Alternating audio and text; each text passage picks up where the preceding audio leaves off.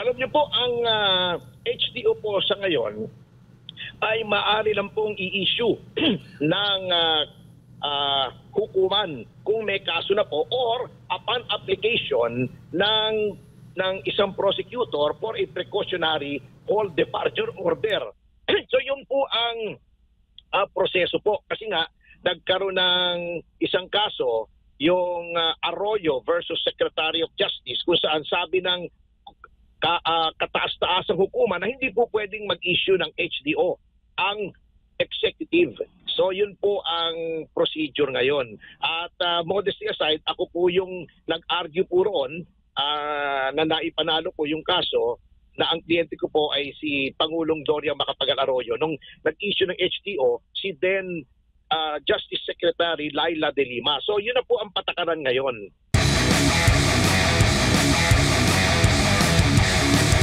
Ito nga pagbibitiw ni Speaker Martin Romualdez, ano bang masasabi po ninyo? Tama ho ba ang kanyang nagiging desisyon na bumaba bilang Speaker of the House?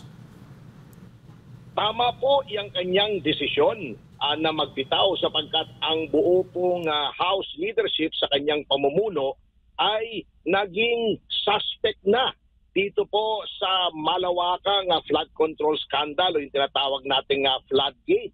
Sapagkat para sa akin po, kung inyong kukumputin ang involved dito, ay itong pinakamalaking pagnanakaw sa kasaysayan ng Pilipinas ng pondo ng publiko. Ngunit, sana po ay sincero ang kanyang pagbibitaw.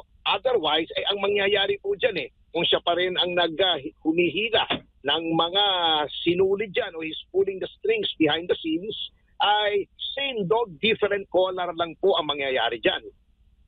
Opo. At ano bang pinakarason talaga nito, attorney, ng biglang pagbibitiw niya? Kasi nga sa mga nakalipas, prior to his resignation nga, sabi pa nga ayaw niyang mag-resign pero biglang ganito ang nangyari. Ito po ay acknowledgement na tumatalab naman kahit gaano kakapal ang pagmumukha nila dito po sa puot ng ating taong bayan na talaga pong hindi na nila kayang i-resist. Parang naging flood control project sila, nagiba din po sila. Ngunit, kitang-kita nyo naman po sa mga ginagawa, number one, ay hindi naman po katanggap-tanggap sa iba yung naging kapalit. Sapagkat sa pananaw po ng iba, rightly or wrongly, ay kontrolado pa rin nila ang kasalukuyang speaker. Pangalawa, sabi nga po ni Senator Escudero, baka diversion lamang po ito. Sapagkat kahit na nagbitaw si Speaker Romualdez, ay patuloy pa rin po ang kurso ng investigasyon na ang pinutuligsa ay mga kontraktor at pahapyaw lamang yung DPWH officials at lalo na pinoprotektahan yung mga miyembro ng mababang kapulungan. Number two,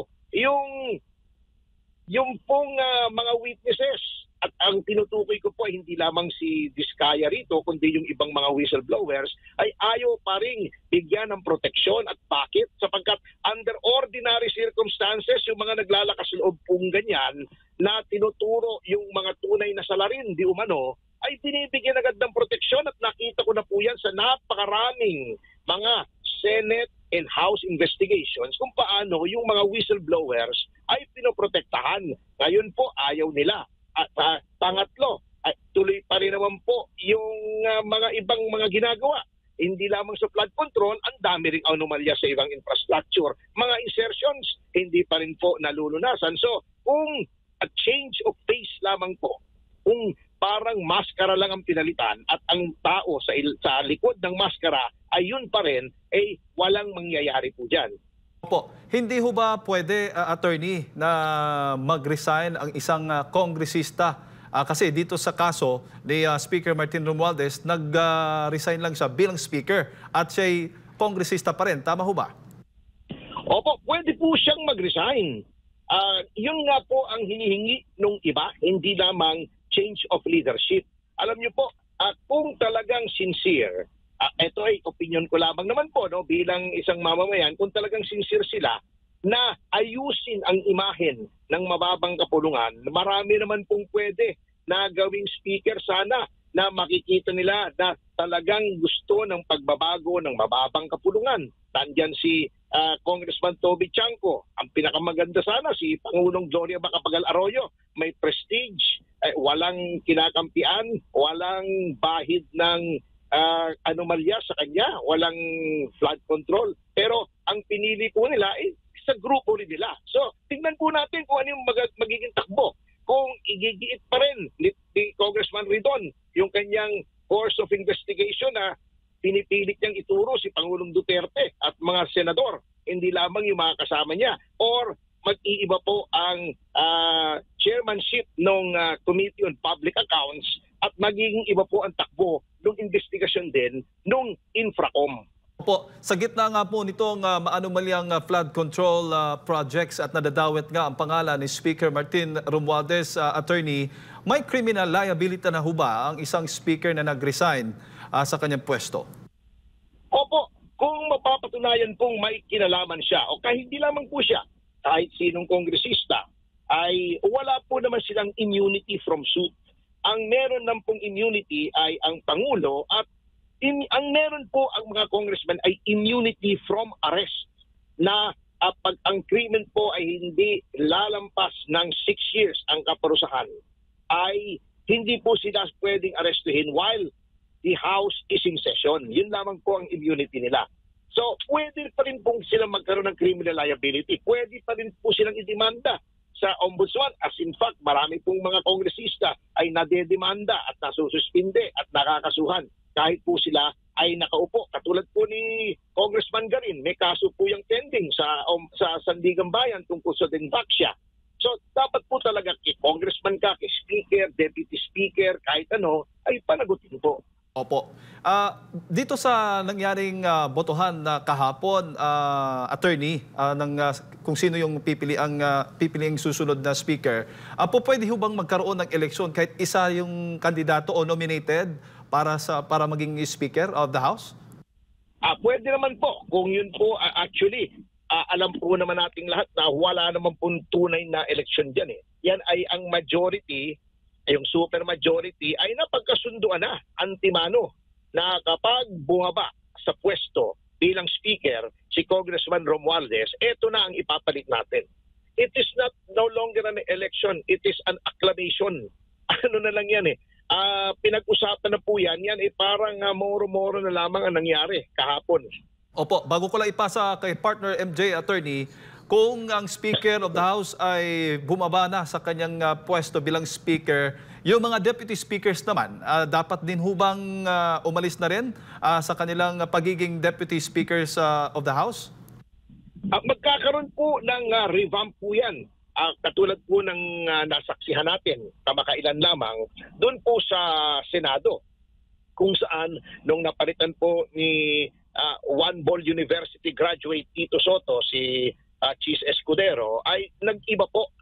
At ang tingin ko nga po, ang punteriya talaga nila dyan, yun pong Blue Ribbon Committee, sapagkat tinatamaan na po yung mga malapit sa Malacanang sa pag-iimbestiga ni Senator Dante Marcoleta. So, pati po yung majority, lahat po yun, pinalitan po. So, maaari pong mangyari din yan. Sir, good morning. Yes, show. Si MJ po ito, sir. Sir. MJ, opo, magandang umaga po. Opo, nabalitaan nyo na po siguro itong panawagan ni Congressman Kiko Barzaga ng Cavite, 4th District, na sana raw ay maglabas ng HDO, Whole Departure Order, ang Philippine government para po kay Speaker Martin Romualdez, sir. Alam niyo po, ang HDO po sa ngayon ay maaari lang pong i-issue ng hukuman kung may kaso na po or upon application ng isang prosecutor for a precautionary whole departure order. So yun po ang proseso po. Kasi nga, nagkaroon ng isang kaso, yung Arroyo versus Secretary of Justice, kung saan sabi ng kataas-taasang hukuman na hindi po pwedeng mag-issue ng HDO ang executive. So yun po ang procedure ngayon. At modesty aside, ako po yung nag-argue po roon na naipanalo po yung kaso na ang kliyente ko po ay si Pangulong Doria Macapagal Arroyo. Nung nag-issue ng HTO, si then Justice Secretary Laila De Lima. So yun na po ang patakaran ngayon. Pero sir, di ba meron kayong pending case? Isa po kayo sa mga nagsampa ng kaso kay Speaker Martin, former Speaker Martin at ibang mga congressman sa Ombudsman. Last February yata yun, na-cover kayo yung pag-filing po ninyo. Opo, kailangan po yung Ombudsman po ang humiling. Ngayong wala pa pong kaso sa Sandigan Bayan, maari po ang Ombudsman ang humiling sa korte na mag-issue ng precautionary hold departure order. Kanya lamang po, kitang-kita naman po natin na yung acting ombudsman ay kamping-kampi sa pamahalaan at saksi po natin ito dahil nakikita po natin kung paano po nire-railroad yung mga kaso laban kay Justice Secretary Remulla para ito ay mabigyan ng clearance. Nilalabag na po ni OIC Dante Vargas ang sariling mga patakaran ng ombudsman, mapaboran lamang si Secretary Remulla. Paano pa tayo aasa sa kasalukuyang ombudsman na gagawin ito? Kaalyado nila sa politika. Baka ang bako, ang gusto pa nilang ipalit, si Boying Remulla. Paktay na tayong lahat po pag nangyari yan. Babuya na talaga. Sorry for the term.